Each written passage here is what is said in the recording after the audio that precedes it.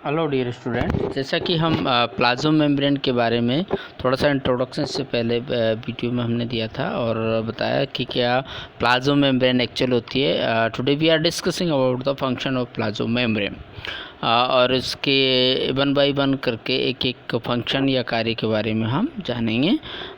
First of all the जो function of plasma membrane का हमने लिया है वो दैट इज़ द कंपार्टमेंटलाइजेशन, या एक चीज़ से दूसरी चीज़ को हम जब विभेदित करते हैं तो उसको एक स्ट्रक्चर को दूसरे स्ट्रक्चर तो उसको हम कंपार्टमेंटलाइजेशन कहते हैं। नीचे अगर आप डायग्राम को देखेंगे तो you will see several type of cell organelles within a cell और इवन ए सेल। तो एक सेल की स्ट्रक्चर है, देन उसके बाद में बहुत सारे इसमें सेल ऑर्गेनेल्स आपको नज़र आ रहे हैं। Lysosome, mitochondria, Golgi body, endoplasmic reticulum है, सेंट्रियोल्स है, माइक्रोट्यूब्यूल्स है, न्यूक्लियर मेम्ब्रेन है, so many cell organelles there. तो जितने भी सेल ऑर्गेनेल्स हैं these are made up of different type of membrane. तो membrane are continuous unbroken sheet and such as inevitably enclose the compartment. The plasma membrane enclose the content of entire cell, whereas the nuclear and cytoplasmic membrane enclose diverse intracellular species। अच्छा, इसमें जब हम कोशिका के बाहर की जो membrane की बात करते हैं तब हम उसको प्लाज्मा मेम्ब्रेन के नाम से कहते देते हैं या सेल मेम्ब्रेन के नाम से जानते हैं। जब ये किसी क्लोरोप्लास्ट के बाहर होगी तो प्लास्टिड मेम्ब्रेन के नाम से जान जाते हैं, और अगर माइटोकॉन्ड्रिया के चारों तरफ उसको बनाने में होती है तब इसको माइटोकॉन्ड्रियल मेम्ब्रेन कह सकते हैं। न्यूक्लियस को अगर ये बनाने का काम कर रही है then it is known as nuclear membrane. तो जिस सेल ऑर्गेनेल्स को मेम्ब्रेन बनाती है उसी के नाम से हम जानते हैं, लेकिन बेसिक जो स्ट्रक्चर है वो बिल्कुल सेम रहती है। हाँ, अंदर के जो इसमें होने वाले फैटी एसिड्स हैं, प्रोटीन मॉलिक्यूल्स है, उनकी जो क्वांटिटी है एज वेल एज उनकी जो क्वालिटी है वो अलग अलग मेम्ब्रेन में अलग अलग होती है। तो यहाँ हम ये कह सकते हैं कि जो मेम्ब्रेन प्लाज्मा मेम्ब्रेन में जो उसका जो स्ट्रक्चरल बेसिक स्ट्रक्चर सेम है, लेकिन अंदर के जो कंपोनेंट हैं न्यूक्लियर मेम्ब्रेन से डिफरेंट होंगे, क्योंकि न्यूक्लियर मेम्ब्रेन को अलग तरीके से काम करना है, प्लाज्मा मेम्ब्रेन को अलग तरीके से काम करता है।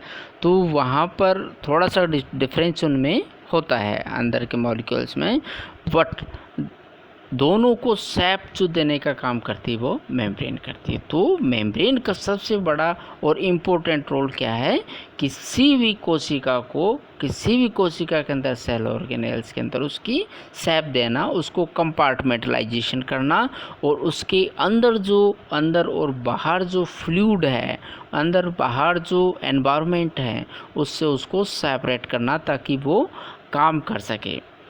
तो the various membrane bound compartment of a cell possess marketed different contents। Content different हो सकते हैं। Membrane compartmentalization allow specialized activity to process without external interference and enable cellular activities to be regulated independently of one another. तो एक कोशिका दूसरी कोशिका के कार्य से इनहिबिट नहीं हो, दूसरी कोशिका के कार्य में किसी तरह की बाधा नहीं डालें, इसलिए इम्पोर्टेंट होता है उसका कंपार्टमेंटलाइजेशन होना, और ये सब निर्धारित करती है प्लाज्मा मेम्ब्रेन या मेम्ब्रेन जिसे हम कहते हैं। तो सबसे इम्पोर्टेंट जो काम है प्लाज्मा मेम्ब्रेन का वो क्या है, कंपार्टमेंटलाइजेशन करना, कोशिका के डिफरेंट जो सेल ऑर्गेनेल्स है इवन कोशिका को शेप देना, और ताकि वो काम कर सके। सेकंड जो इम्पोर्टेंट फंक्शन है प्लाज्मा मेम्ब्रेन का that is the place for biochemical activities. बहुत सारी ऐसी केमिकल एक्टिविटीज़ होती है विद इन द सेल जो सिर्फ और सिर्फ प्लाज्मा मेम्ब्रेन पे होती है, और हम ये कह सकते हैं कि जो मेम्ब्रेन है, एक्चुअली मेम्ब्रेन क्या करती है, सभी प्रकार की रिएक्शन को, जहाँ तक मैं समझता हूँ कि मोस्ट ऑफ जो बायोकेमिकल रिएक्शन है उसमें डायरेक्टली और इनडायरेक्टली मेम्ब्रेन इन्वॉल्व होती है। क्योंकि चाहे आप एंडोप्लाज्मिक रेटिकुलम का नाम लें, चाहे आप न्यूक्लियर मेम्ब्रेन का नाम लें, चाहे किसी प्रोटीन की शॉर्टिंग करनी हो, प्रोटीन को एक कोशिका से दूसरी कोशिका में पहुंचाना हो, साइटोप्लाज्म से न्यूक्लियस में पहुंचाना हो, तो सब जगह कोश सेल में या मेम्ब्रेन उसमें इन्वॉल्व होती है। तो या किसी भी मॉलिक्यूल से दूसरे मॉलिक्यूल्स को जोड़ना हो, गोल्जी बॉडीज़ में कोई भी प्रोसेस करनी हो थ्रू द मेम्ब्रेन के बिना ये संभव नहीं है। और क्योंकि मेम्ब्रेन भी जब हम कहते हैं तो एक मेम्ब्रेनस जो सिस्टम होता है वो डिफरेंट टाइप के सेल ऑर्गेनेल्स को अलग अलग रखता है। तो कई बार वो जितने भी एंजाइम्स हैं जिसको हम कहते हैं proteins, okay, because enzymes no reaction is possible. तो एंजाइम्स भी कहाँ रहते हैं, वो एक मेम्ब्रेन की बाउंड्री के अंदर रहते हैं। तो जब भी कोई एंजाइमेटिक रिएक्शन होती है तो उसमें डायरेक्टली और इनडायरेक्टली मेम्ब्रेन इन्वॉल्वमेंट होती है। तो हम ये कह सकते हैं कि कोशिका में होने वाली जो मैक्सिमम जो बायोकेमिकल रिएक्शन है उसमें मेम्ब्रेन सिस्टम उसको आधार प्रदान करती है, उसको प्लेस प्रदान करती है। Then third one is the providing a selective permeable barrier, या इसको चयनात्मक पारगम्य के नाम से जानते हैं। एक होता है, एक परमिएबल होती है, एक सेमी परमिएबल होती है और एक नॉट परमिएबल होती है। 3 प्रकार की हम परमिएबिलिटी के आधार पर किसी भी जो बाउंड्री उसको हम निर्धारित कर सकते हैं। तो हमारी जो ये प्लाज्मा मेम्ब्रेन है इट इज़ सेलेक्टिवली परमिएबल होती है, मतलब ऐसा जिसको अंदर जाना है उसी को अंदर जाने दिया जाता है, जिसको नहीं जाना उसको नहीं जाना। इसके अलावा there are several channels are there. Channels क्या करते हैं, जैसा कि भी एक इस प्रीवियस वीडियो में देखा था, उसमें चैनल्स आर इंटीग्रल प्रोटीन्स। और ये इंटीग्रल प्रोटीन क्या होता है, ये डिफरेंट टाइप के एक तरह से पाथवे होते हैं कि जिस तरह से एक पाथवे से एक प्रकार के मॉलिक्यूल्स ही उसमें से पास हो सकते हैं। जैसे मान लो हाइड्रोपोरेंस की हम बात करें तो वहाँ से सिर्फ वाटर मॉलिक्यूल्स अंदर बाहर जा सकते हैं, दूसरे मॉलिक्यूल्स उससे बाहर नहीं जा सकते।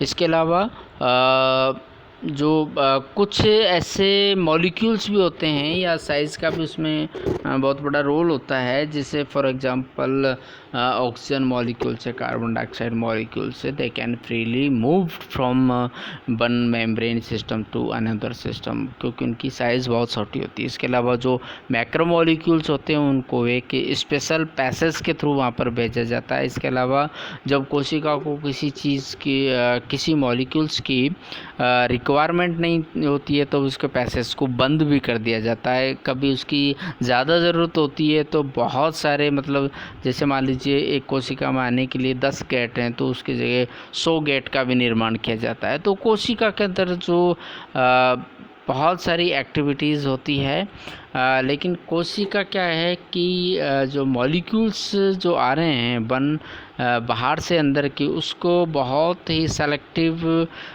ली अंदर आया जाता है और सेलेक्टिवली उनको बाहर भेजा जाता था। क्योंकि कोई भी मॉलिक्यूल जब अंदर बाहर आ जाता है तो उसमें एनर्जी बेस्ट होती है, तो कोशिका अपनी एनर्जी बेस्ट नहीं करती और इसी के आधार पर एक लिविंग ऑर्गेनिज्म लिविंग फॉर्म में रहता है। Because without this mechanism of plasma membrane nobody can think about their लिविंगनेस।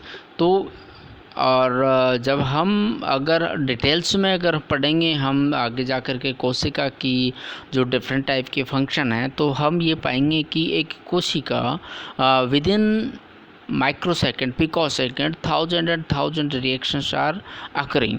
और जब वो कुछ रिएक्शंस होती है, फॉर एग्जांपल जैसे डीएनए से डीएनए का फॉर्मेशन होता है, डीएनए से आरएनए का फॉर्मेशन होता है, तो 1000 and 1000 न्यूक्लियोटाइड्स आर रिक्वायर्ड। और वो प्रोटीन्स आर रिक्वायर्ड।